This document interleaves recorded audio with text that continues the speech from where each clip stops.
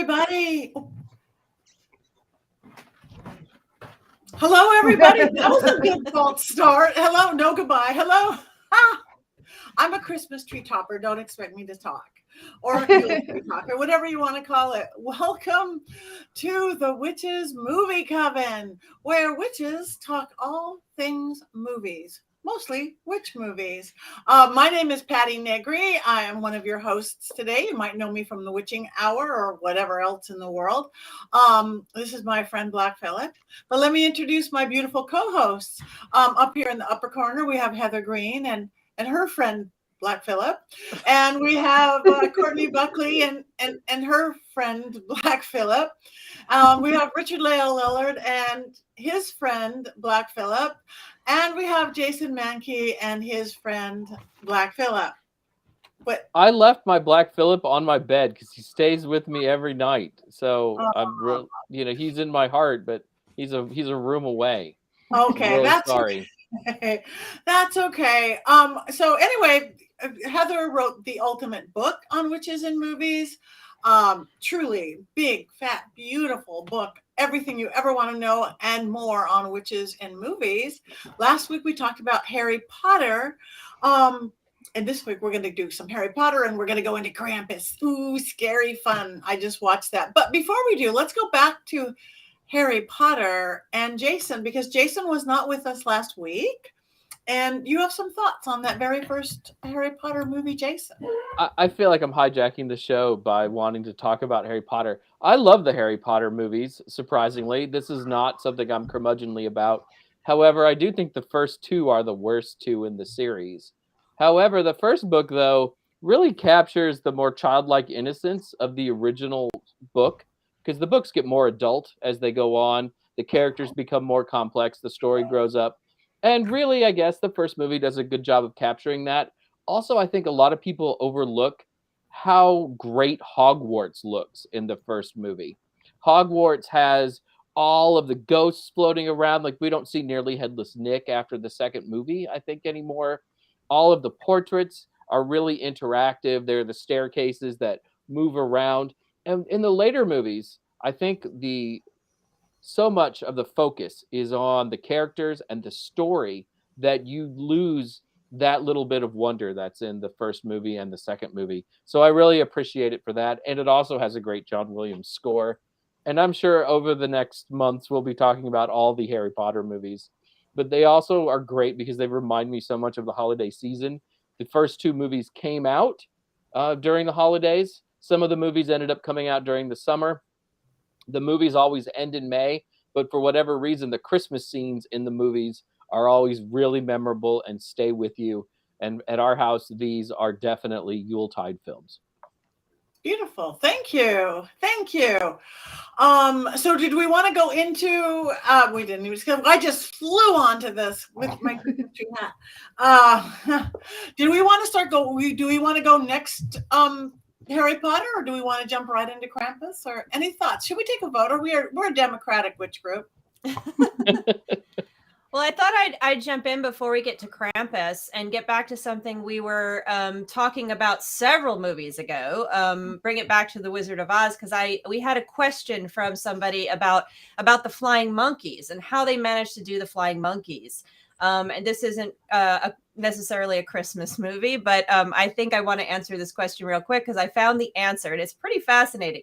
So the small monkeys were on wire that was music wire that was so thin you couldn't see it, and they had their little wings would flap from that, and they were made out of rubber. They were about, let me look to see, I think it said 6 inches.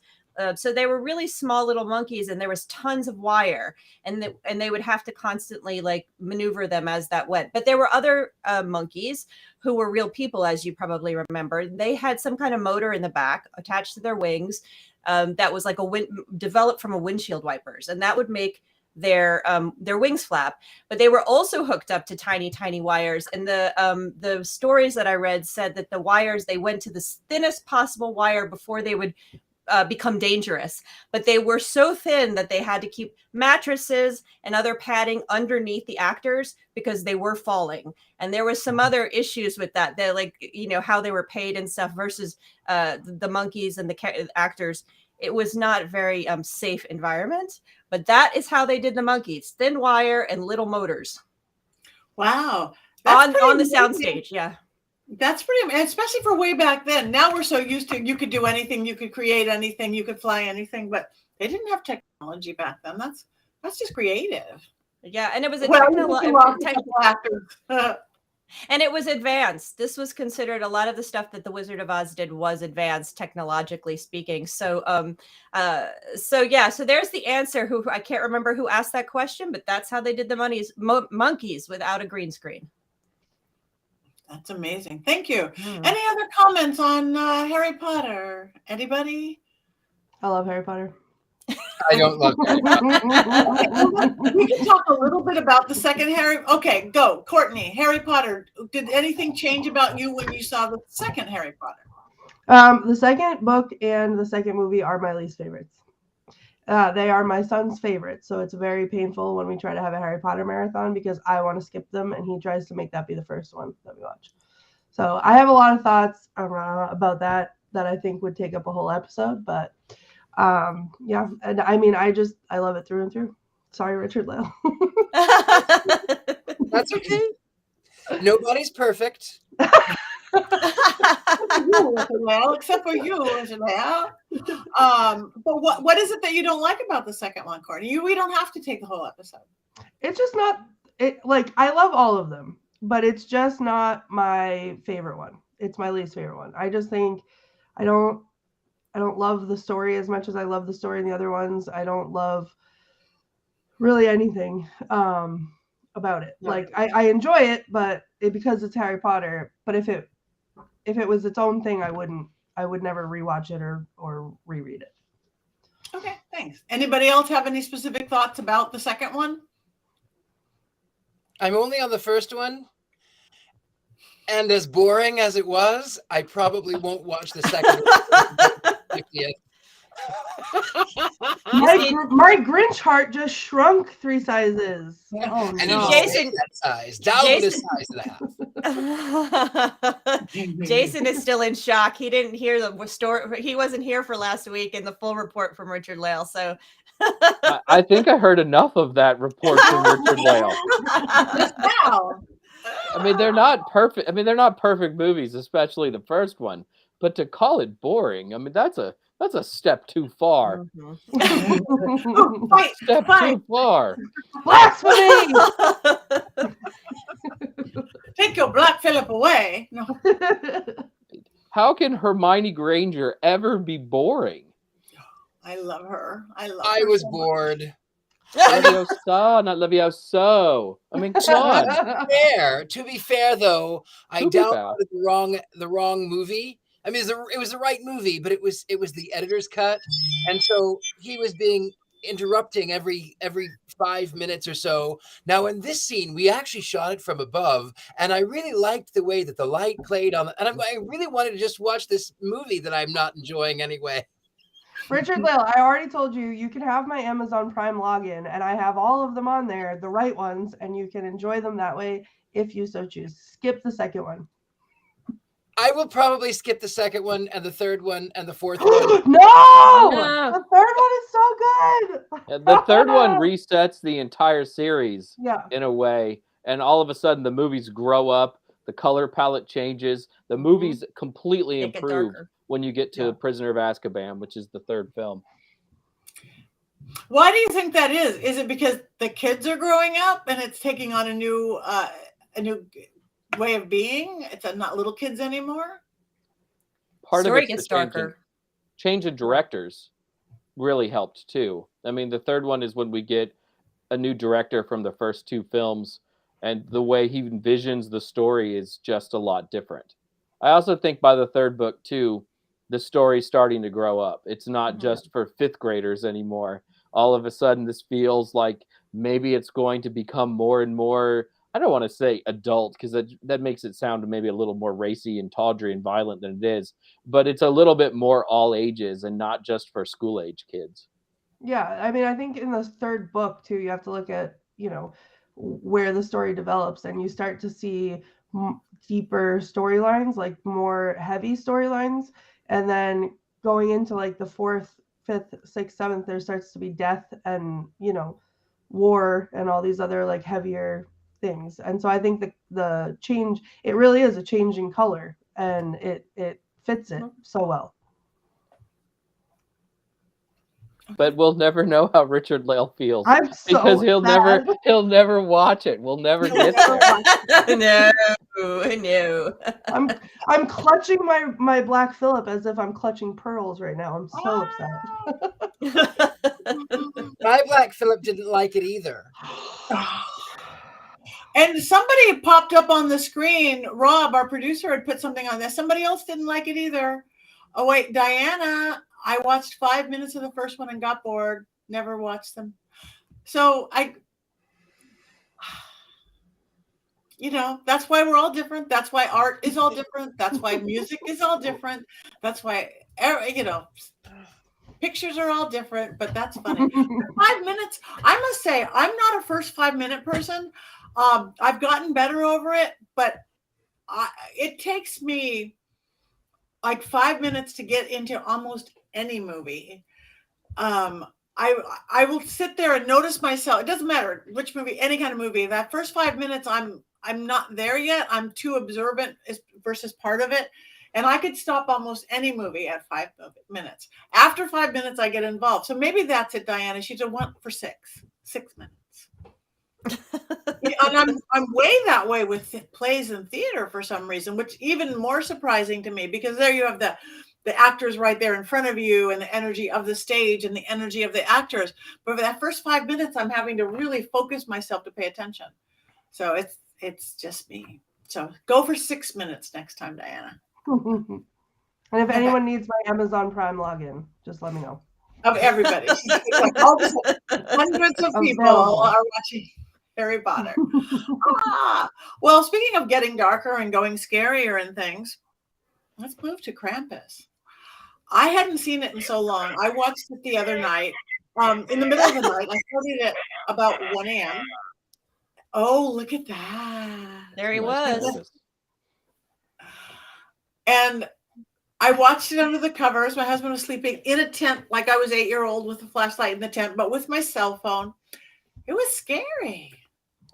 So let's talk Krampus. Who wants to go first? Who's a fan? I love it. I love it. I love it. I love it. I love it. I love it. I love it. Richard-Lael, you talk Krampus. Well, I'm gonna talk a little bit now. I don't know all the history like our friend Jason does, but I will say I am a modern Victorian, and the Victorians, they loved their Krampus. It was on Christmas cards along with beetles and frogs and other weird things. So the Victorians didn't really quite understand Christmas. And then for me, you were in my house in Pasadena. You saw yes. all of my horned creatures that I had on my.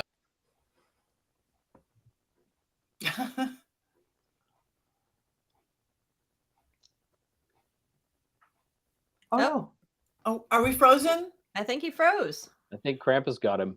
Oh no! Well, he's okay. Well, I'm sure he will be back with us. Wait, is he back? I think he's back. There he is. I'm kind of back. I don't know. You were frozen, Richard-Lael. You were frozen. Krampus. We didn't hear. Oh, I think Krampus got me. Krampus got you.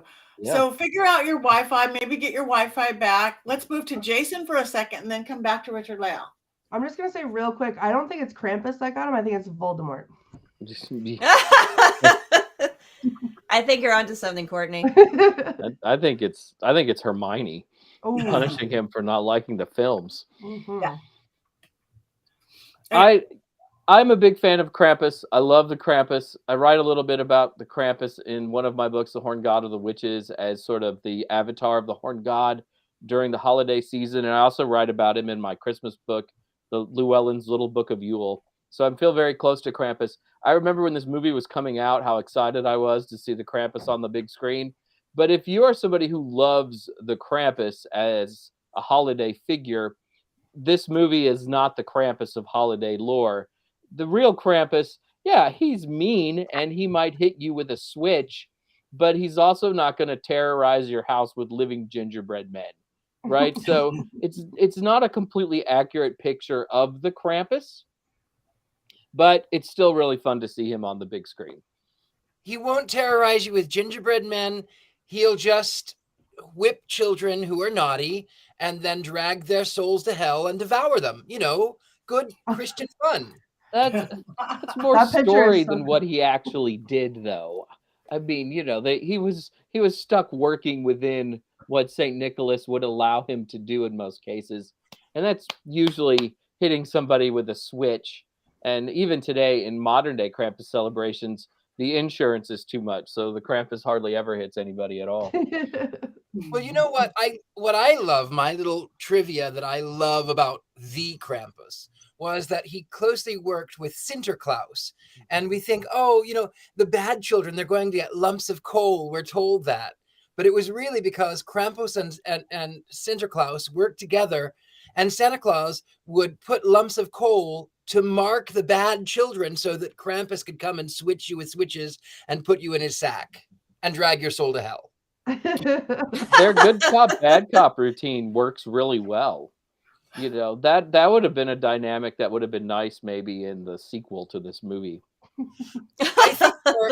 I think they're a powerful gay couple, and I would like to be part of that couple. There's a new reading. Okay, Heather. So what's you're the fat girl, the knowing and everything going on.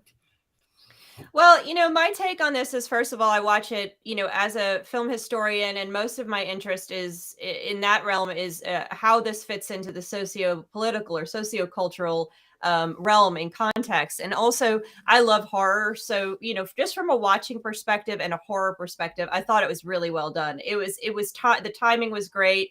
I was talking to the screen.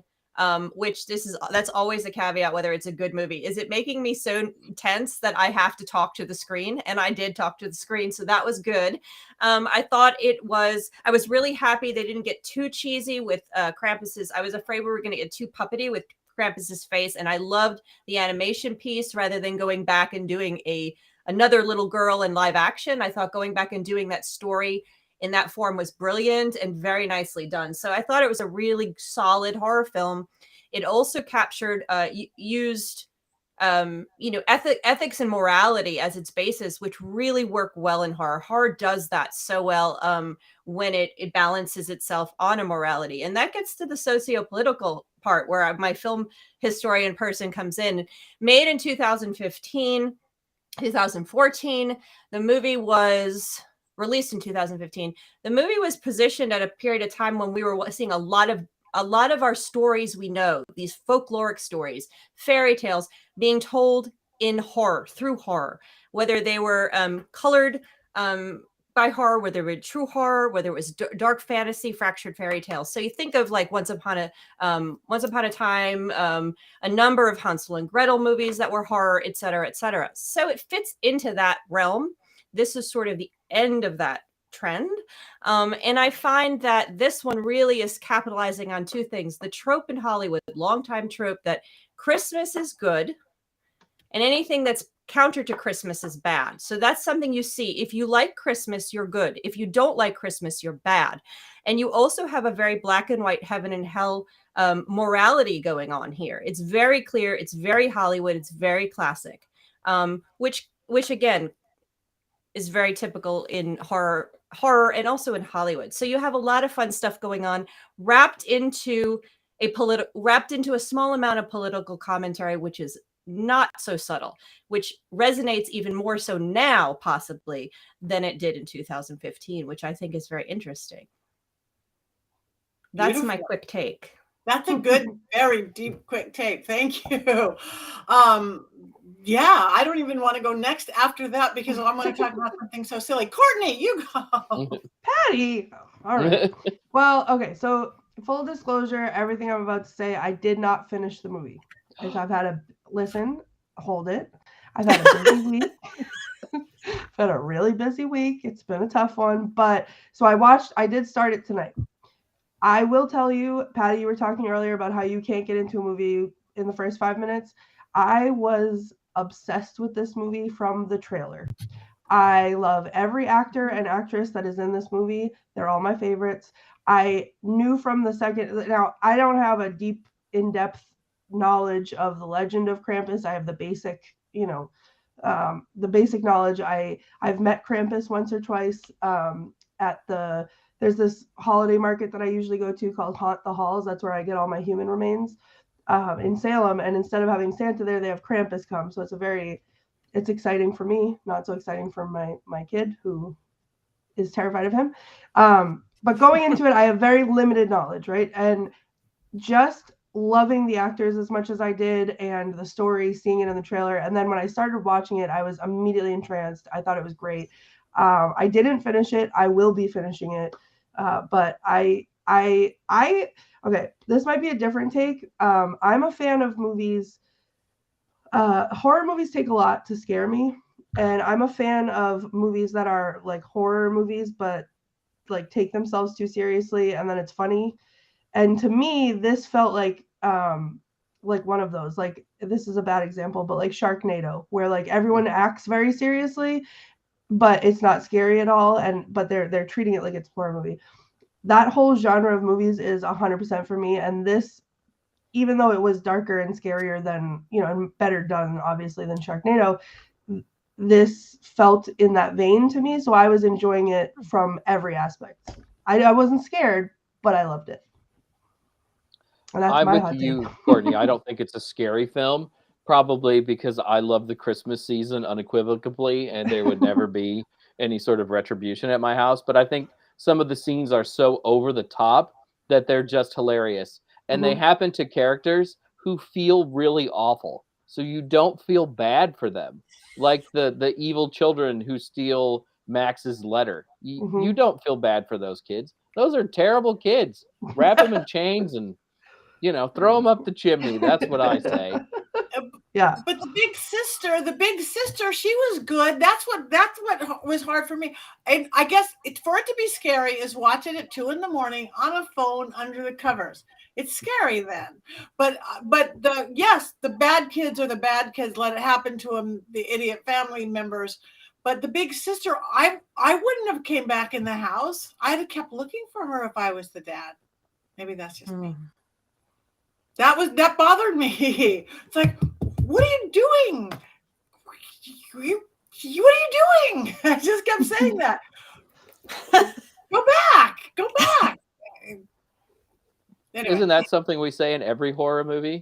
Don't do that. Come back. Don't go in that room. Don't go in the basement. Why did you open that door? I mean, close the basement door. Yeah. Don't go into the barn. There's a wood chipper in there. Don't do it. Don't do it. You gotta do it. Most horror movies are not scary. That's the funny part of most horror movies. For me too, Courtney, I don't get there's very few times where a jump scare will actually scare me. And I think probably one of the scariest ones, and not so much now because I've seen it so many times, was Alien. The first one, terrifying, brilliant movie on all levels, and that was scary. So, but this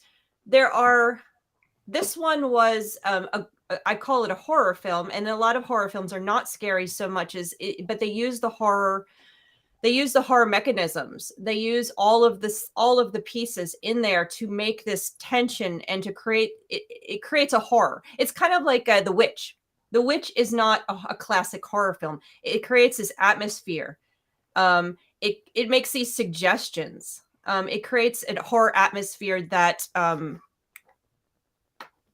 either it makes you tense or scares you or makes you uneasy or, and sometimes so uneasy we laugh. Sometimes it's silly. There's a lot of horror movies that are silly, but or it makes you think about something that could be terrifying if it happens. So there's a lot of mechanisms. That's what horror is so brilliant. It's one of the best genres that we have, really, I think. Yeah. I like funny, scary. I do.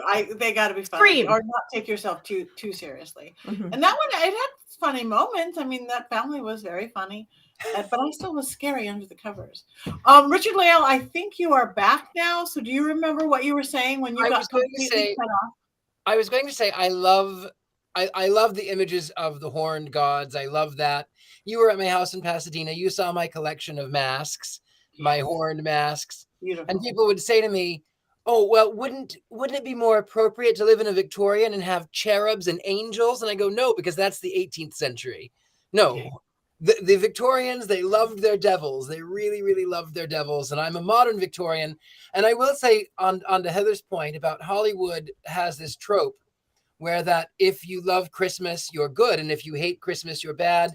And I have to tell you, I hate Christmas. Well, you're going to have trouble in a movie. So over the last few weeks, I've been developing a very big crush on Richard-Lael.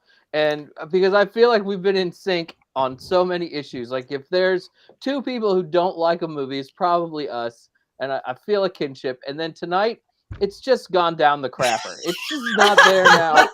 But Richard-Lael hates Harry Potter and hates Christmas. And you know, I'm wearing my sweater tonight. And I've even got my bunny slippers on from a Christmas You're a pink Story. nightmare. And yes, I'm a pink nightmare. I'm just heartbroken. I just don't know what to think now. Any fool to go about with Merry Christmas on his lips should be boiled in his own pudding and buried with a stake of holly through his heart. Humbug, I say. Bah, humbug. Yeah. We're going to have a Jason Richard-Lael, standoff or something like that. I know. Hey, you know My why? heart. The heart's getting smaller again. But you know why I no. don't like Christmas? I don't like Christmas because it's the same 5 songs over and over and over. And it's all of those tacky lights. And it's all of those horrible, I give gifts year round. I give gifts because I like people or because I want them dead. You never know which. But I give gifts because I feel like it. And then I feel like it's such a thing in Christmas to give a gift. And wouldn't it be better to just give an orange? Like that was what they used to give. Couldn't I give you an orange and that would make you happy? I should. And also, it's nice when people give me gifts. I mean, Black Phillip was a great gift. I've gotten some really great gifts over time, but normally I like to buy my own gifts because I have very specific tastes and a penchant for the dark. So the entire series of Harry Potter we were going to send you. Take that.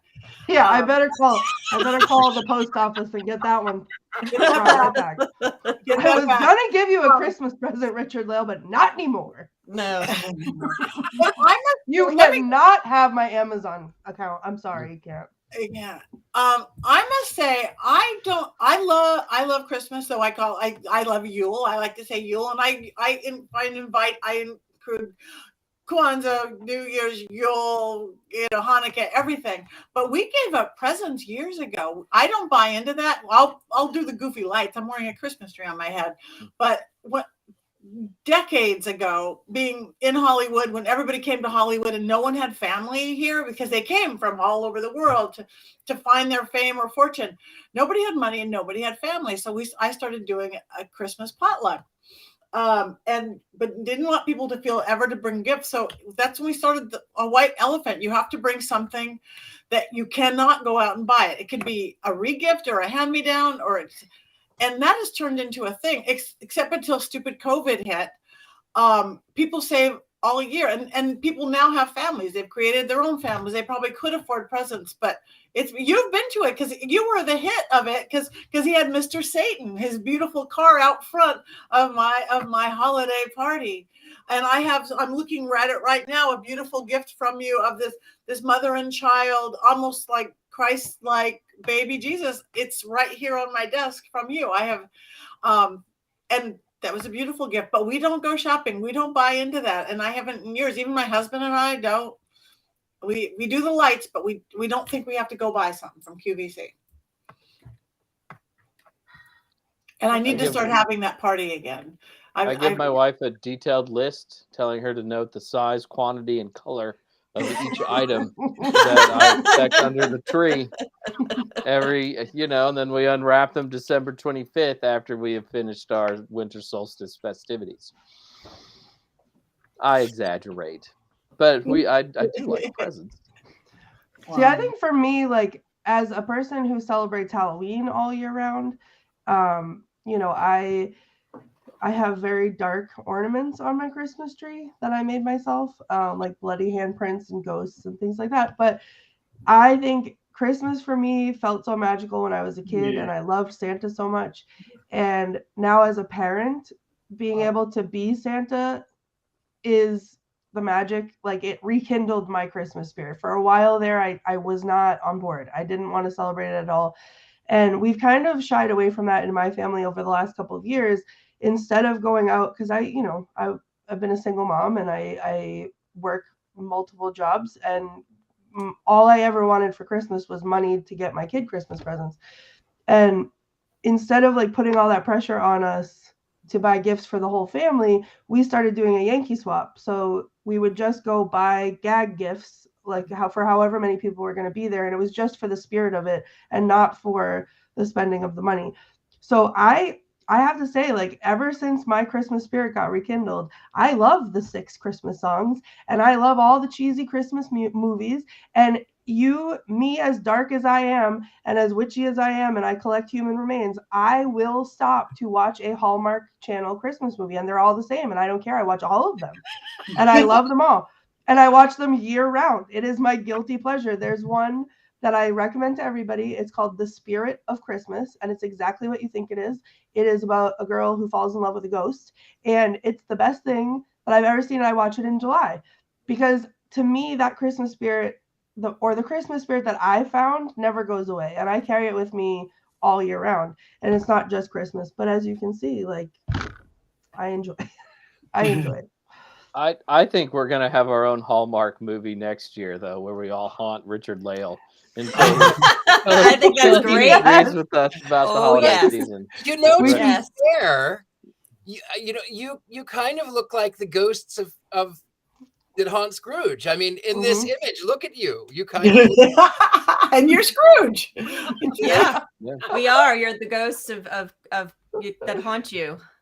I will chime in and say that I also loved Christmas. I had a great Christmas growing up. I came from a family that was quite secular, and we would have dinner with most of my mom's family. So that was who are Jewish. So it wasn't a religious holiday for us, and we used to call it Peacemas, actually, because we didn't celebrate it as a religious holiday. But there was always the magic of Christmas, the magic of Santa when you're young, and then the magic of it, because the family always came together, and it was cold out and it was warm inside, just like all the songs go. And I, being a fan of oh, there are way more than 6. I'm just going to tell you right now. And I know that because I love Christmas music with a passion, and I will sing this, and it's hard for me to stop singing. And I keep very tight on that all year round because I love Christmas carols. I love the religious ones. I love the modern ones.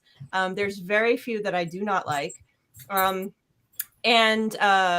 so I've carried that again, like Courtney said. And then when you have children, you find you either refind it, like Courtney said, or you carry it over and it becomes even more magical. And so we've had such a fun time capturing the traditions of my childhood for them, which we do.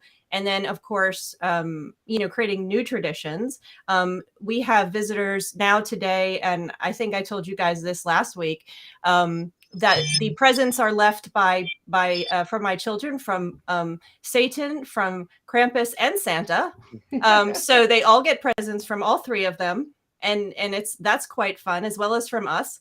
And we try to make fun of it. And last year we started, well, it was actually this year, we've started a new tradition because we have a lot of artists in our family and creative people. So we did a poetry night at Thanksgiving. So everybody had to make a read a poem. This year we're doing portraits. Everybody's making a portrait of somebody else, and we don't know who has who. So and I'm not going to reveal who I have in case that someone is listening.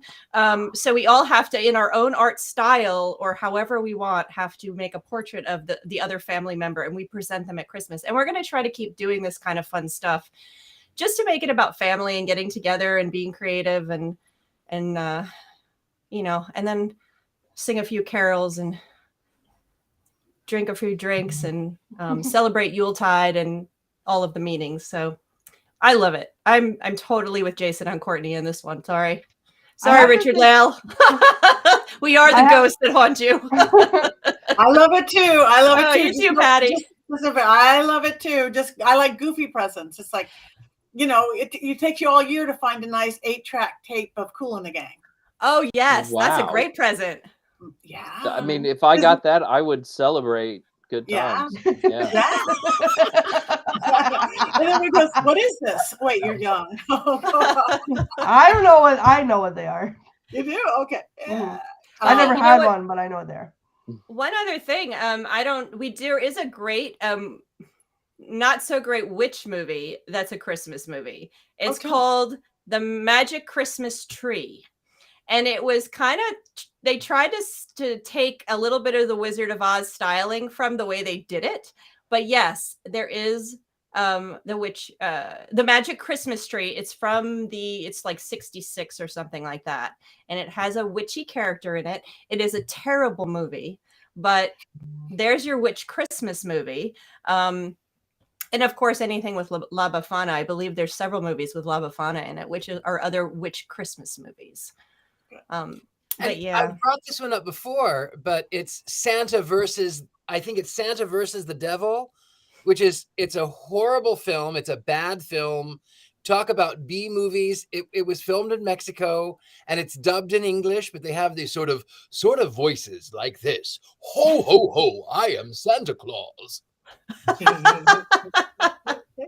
And then in the trope, of course, the devil is angry because there's Christmas. And so he sends his minions out to try to stop Santa from giving gifts to good children. I need it immediately. It's so bad. It's good. I love that film. I love bad but good movies. Like so bad they're good. Like totally off topic, not Christmas related, not anything related, but has anyone seen Velocipaster?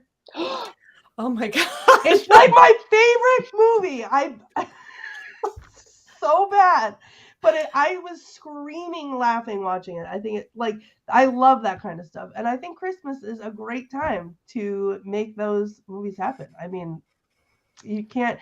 And I just want to touch on something that Heather was talking about earlier with traditions. And I think that one of the best things I think that helped me find my Christmas spirit and feels witchy at the same time is creating new traditions. And, you know, this year, my heart is both growing and shrinking 3 sizes. My son decided that while he wholeheartedly believes in Santa, he is too old for Santa to visit our house. So in panic, trying to accommodate that, we came up with new traditions, but he this year got to be a part of creating our new tradition. So it was, you know, what day are we going to do this? And can I still bring you presents? And we did the list a different way. And we did all these things a different way. And I think I was dreading this happening. I was dreading this year coming and having this conversation, but in the way that we did it and the creation of new traditions, it kept that magic alive. Oh. And yeah, sorry, Richard-Lael, but but I have to tell you, I was such a weird curmudgeon. I was so weird that I remember I was about 3 or 4 and I did dress up for Sinterklaas.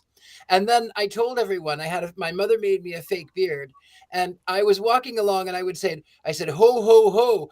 I would be Santa Claus, but he's not real. Ho, ho, ho. You were that boy. Oh my God, that's hysterical. You must have been an adorable child, though, Richard-Lael. Really. I was an adorable child. I was a good kid outside of my penchant for the dark and my hatred of Christmas. And Harry Potter. So I think that is beautiful, Courtney, that you are creating new traditions for your son. And how old is he again? 22. Yeah. So he's 12 going on 107, but yeah. I've been introducing him, and I've been doing it for a couple of years now, introducing him to what I started to call mama magic. So like I would we would go out on a full moon and put the crystals outside, and or whatever. So it feels very like Mama Magic-y, like that we can incorporate some of that also into Christmas to sort of steer it towards Yuletide. Like my family is very religious. My mother said to me today that I experienced a Christmas miracle. Does that mean I'm gonna come to church with her on Christmas Eve? And I said really rude things about it, and I said, yeah, maybe to burn it down, but because I had to light it on fire when I stepped inside. And I did one year, another lovely tradition for Christmas was I made my mother a like full-size blanket of my face, making a really ugly face. So then the next year I carried on the blanket tradition and got her a blanket that said "Let's summon demons," and she didn't love that. So but it's I incorporated like my craft into this, and I feel like this season this year of my grown-up 12-year-old boy who doesn't want Santa to come is like the perfect opportunity to start leaning more towards Yule in ways that is meaningful to us. And I'm really I didn't think I would be. I thought I would be heartbroken, but I'm actually really excited about it. It is, and very I think exciting. having the craft to fall back on with that and everything else, that sort of eased that transition for me, which makes me be able to ease that transition for him. Oh, that's beautiful. It really is beautiful. Thanks, guys. And I think the one thing we did is that we did a similar thing and told them that as Santa does exist, and Santa is the magic, and Santa is the loving and the giving, and so we just explained it, or I explained it in that same context. And one of the things we do that's connected to witchcraft and connected to those traditions is we honor ancestors at Yuletide. So with every ornament, we put ornaments on that are historical from our family. So we have representations of my grandparents who are no longer alive on the tree. And when I put those on, it's with purpose and intent. And we do the same. And a lot of the ornaments, they have years on them from the 70s, from the 60s. And we put some on from my partner's parents who have passed, and representations of them with, and we have candles and pictures. So there is a sense of connection to times past too, which is very witchy, which connects it, then takes it through Samhain. You go through Samhain with that introduction, and now you're bringing all the family home for the celebration. So it feels very nice, very magical, and not just magical, Hallmark magical. Yeah. Witchy magical. That's Ornaments. what I want to do. I'm thinking about, now that my parents are gone and so many, that whole generation is gone, and I realize how much I don't know of stories. I want to bring back storytelling. Yes. Because before there was television, before there was internet, before there was everything. And Richard-Lael, you're like one of the best storytellers I know, and I'm like, that's what we need to do for the holidays, whatever you call it. I want to. When I start doing this gathering again, I think I'm going to start little and go back up. I'm just not ready to do my big blowout thing, but I want to start a little with a storytelling. Bring the story. You should. I say that I don't like Christmas, and I think the truth is, I don't like. I'm a little autistic, maybe a lot autistic. I don't know, but I get it's the one time of year where everything is so bright and it's so noisy and it's so loud.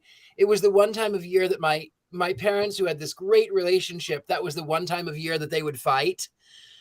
So it was always very hard, because then all of my siblings would come, and all I wanted to do was just be left alone and be in the quiet and in the dark, because it didn't hurt my eyes and it didn't hurt my head.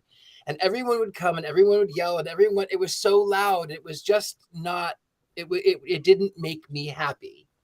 So I think I still carry that along. But truthfully, when the spirit of giving, I love that. The spirit of creation, I love that. Ghost stories, I love that aspect. Remembering the ancestors, I think, is beautiful. I think also the calling of the light, like all of these other pagan gods that had been born on the 25th on or around the winter solstice. It was that hope of the new light. I think that part is really beautiful. Yeah, it's working. It's working. We're bringing up the light. So I feel like we're thawing Richard-Lael's heart as well. That's what I'm saying. And we're working on him. Her I heart's wanna way bigger. I still think Christmas is a humbug. That's okay. Oh well. 'Cause you can like I want to thank everybody who's where some of them were putting up. Everybody's commenting. We love that you guys are. I know. I was just going to read. Hi, Zachariah the Witch. He just said something about I forgot what it was. A Christmas witch. But thank you guys. We love that you guys are putting in your opinions and your thoughts and what you like and what you don't like. Other than Hot Girls for You, everybody else. And not that there's anything wrong with Hot Girls for You XXX69, but everybody who is talking about all this stuff, we're reading it, even if we're not commenting, and we thank you. Sensory overload, yeah, it can't be said. But I've got to go before we go on and we say what we're doing and who we are and all that stuff. I have to go back. I'm just loving you, Heather, that your family gets presents from Santa and Krampus and Satan. Now, does Santa have a style versus what does like Krampus have a style versus Satan have a style? Krampus and Satan's tend to be the more the gifts that they don't want, that they're just getting. They can be socks, underwear, things. Those are whatever it is. The things they don't ask for is what That's usually cool. what Krampus and Satan bring. But they're never bad. It's never cold. They've never gotten cold, although they've been close sometimes. So it's just a fun thing that we've done over the last few years as they've gotten older, and know who they are. Although if they watch the Krampus movie, they might change their mind about that because they. I do want to add though that I think that over the last, especially 120 years, we've lost a lot of Yuletide traditions that I think might appeal more to witches, because we've really kind of transformed this season from what was once a season of debauchery and inverting the social order into something that's much more settled. But when Patti mentioned stories, up until the early 20th century, people sat down on Christmas Eve and told ghost stories. It was wonderful. A time for ghost stories. A Christmas Carol is a ghost story, and Dickens wrote several others that are very much like that are ghost stories in their own ways. So, maybe these are some of the traditions what we can bring back with our power as the Witches Movie Coven, just kind of change things and, bring some of those more witchy, maybe less lights, less sensory overload traditions back into the holiday season. I like it. I like that idea. We love that. So I know we kind of fell off movie topic today, but that's okay because we're witches and we get to break the rules and do whatever we want sometimes. So ghost stories are excellent. Yes, ghost stories. I want to tell family stories. I want to tell ghost stories. I want to tell, grab Black Phillip, cuddle up with the dog and the cat and the Black Phillip, and Jason, next week bring Black Phillip. He's right. He's just like through the wall. I mean, he's right there. I can feel his evil love for me coming through. But I do have Sparkles the Christmas llama on my sweater. So they're related. Sparkles, they're related. Yeah, they're related. And she's got her little scarf there. I mean, that's adorable. That's good enough. All right. Yeah. I brought in honor of Krampus, I brought another horn for Black. Oh, it's a moose wow. That is beautiful. Anyway, we want you guys listening to tell us some other movies you want to talk to. We're going into the new year. It's still the holidays right now. We still got Yule coming. I do want to wish everyone. Are we going to be here? We're going to be here are we going to be here on Yule on the 21st on solstice on the. Wow. It'll be the 21st, won't it? I'm planning to be here. Ooh, I'm planning to be here. Let's talk about Rudolph. Yes. Let's make Richard-Lael watch Rudolph. We can definitely talk about Rudolph. Okay. All right. So join us. In the meantime, this is the preparation and doing everything. And happy Hanukkah to those. Hanukkah's just a few days away. And it is all about celebrating the light, right? Whatever words you put on top of it, it's the season of celebration, whatever that means to you. So before we go, though, everybody, say where people can find you, what you're doing, anything coming up, books, this, that, and the other thing.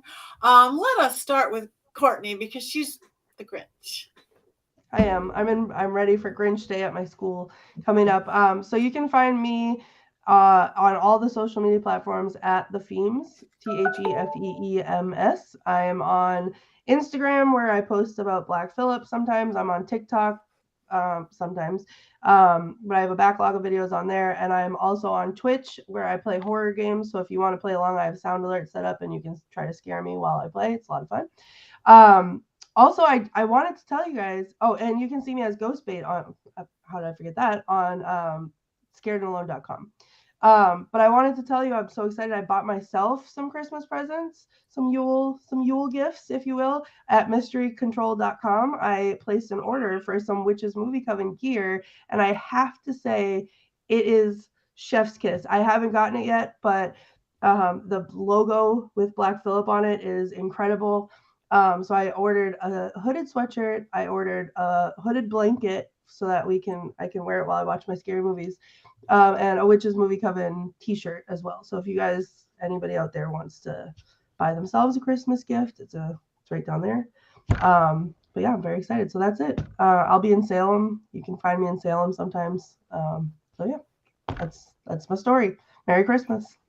Merry Christmas. We do have some fabulous merch. You guys have to check it out. My favorite, and I haven't even ordered it, it's all new, is the blankie. I Am Always Cold, and the big shruggy blankie with Witches Movie Coven is great. Mm-hmm. So let's move up to our very elegant always, Richard-Lael. What are you doing? Where can we find you? What's going on? Well, you tell us the story. You can find me under Richard-Lael Lillard, which is Lael. I have another faker out there who changed my name to Richard-Lael. That is not me. I won't contact you for readings. You can find me at thegentlemanpsychic.com. You can find me at Richard-Lael Lillard. Anywhere, I'm everywhere. I'm like Santa Claus, only better because I hate Christmas. Ha! Thank you very much. And you do a lovely storytelling thing regular on YouTube, right? I do actually. Every Friday night we read classic stories, and I was traveling quite a bit this month. I had a lot going on last few months actually, but I'm back, and we're going to start doing. I can't remember the name of the story, but we're going to be reading Oscar Wilde starting on Friday. Beautiful. All right. Thank you. You guys check it out. Everybody like us, follow us, because you just have to do that social media thing. So find us. We're all on all the social medias. Okay, Heather. Well, you know what? Before I tell you where you can find me, I want to point out that we have a note that we didn't do the wands up for Krampus. So I'm very concerned about that. No. Okay, well, we haven't hung up yet. I've got to find my wand. Yeah.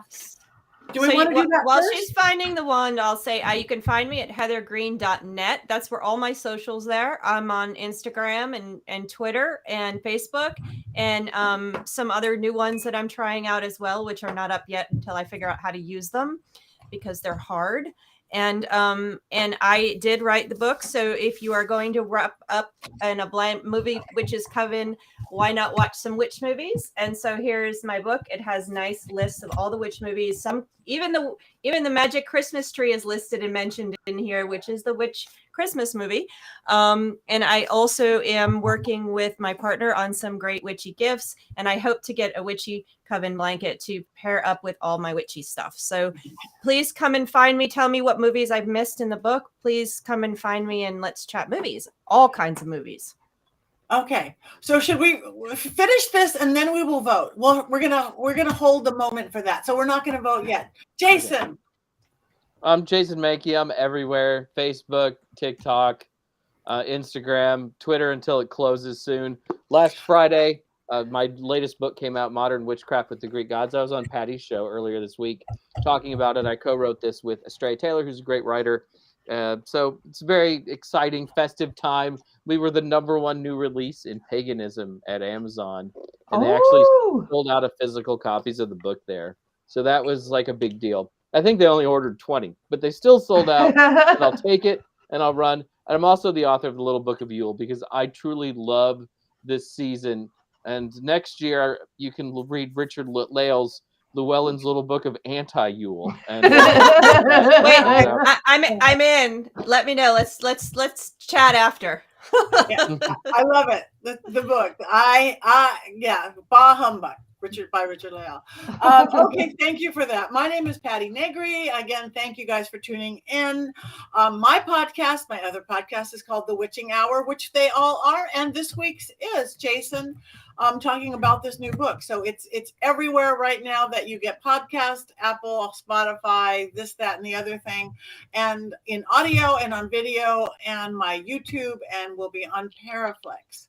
I also teach at my school, University Magicus, as does Richard-Lael. So if you want to learn all this witchy stuff and more, we're not just all witches. We have New Agers, we have werewolves, we have vampires, we have Satanists, Richard-Lael. We have Catholic priests. We have it all. But do like us, do follow us. I am around. I'm home for the holidays, not traveling. I'm usually talking about traveling, but my next thing up, if anybody likes the paranormal, come to the Caribbean with us. Dark Waters Cruise is coming up. I've never done a Caribbean cruise before, but you can come with us with all sorts of ghosty people. Great way to start the new year. PattiNegri.com, Patti Negri Psychic Medium on Facebook, Patti.Negri on Instagram. I too get lots of fake people like Richard-Lael. I will never contact you. I now finally am verified on everything but crazy Twitter. So if it's not verified, it's not me. And other than that, you guys, this is us. And tell your friends about this. Tell your friends about the Witches Movie Coven to watch all of our other shows. And now, yes, we are going. Let's talk about Krampus. Wands up or wands down? Unanimous. I love it. Scissors. Wait a minute. It's Krampus. I thought it was scary. Well, we have a unanimous wand, scissors, dowsing rods, and bones up. We are an odd lot, aren't we? I love us. So thank you guys, Witches Movie Coming. Everything. I want to thank our producers, Rob Cohen and Christine Roth. They keep us here. They get us here. They put some on the things that we forget to do along the way. I want to thank more than anything all of you guys for tuning in and for we got wands up. We got wands, a couple wands up. You guys didn't vote a whole lot, but we thank you that you did. KC Barrows. So tune back next week. It will be the solstice. It will be the shortest day of the year, the longest night of the year. A good time to celebrate. So celebrate it with us. I don't know what we're going to do yet, but we'll figure it out before then. Other than that, we have one more thing to do, right, guys? I'm ready. You guys have to do it with us. And you're going, what is it? What is it going to do? What do witches do? We cackle. So turn up the volume. And we might even end 1 minute. I usually am so good at ending right at 7 o'clock. Is there anything we could talk about for 1 minute? Or just no. Other than the breakup, I mean, we're going to make page 6. We're going to make TMZ the breakup of Richard-Lael and Jason. That's true. But we'll make up after the new year when we start saying things eye to eye again. Okay. Well, Richard-Lael holiday heartbreak. Richard-Lael had and Jason to break up with Jason so that he could enter the throuple of Santa and Krampus. That is true. That's true. So and that's the hot take. And then New Year's Eve is my birthday. Yes, because more people celebrate my birth than the birth of Christ. That's why I actually really prefer New Year's Eve to Christmas. Thank you very much. I love that. So you guys, Richard-Lael's birthday. Oh, New Year's Eve. That is brilliant. Okay. That was a perfect way to use the last minute of the thing. And on that note, everybody on the count of 3, 1, 2, 3.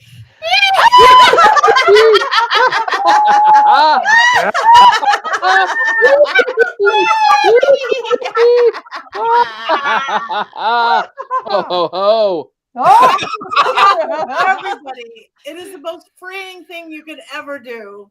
Cackle in the mall, cackle in the grocery store, cackle in the car at a red light. Keeps people thinking.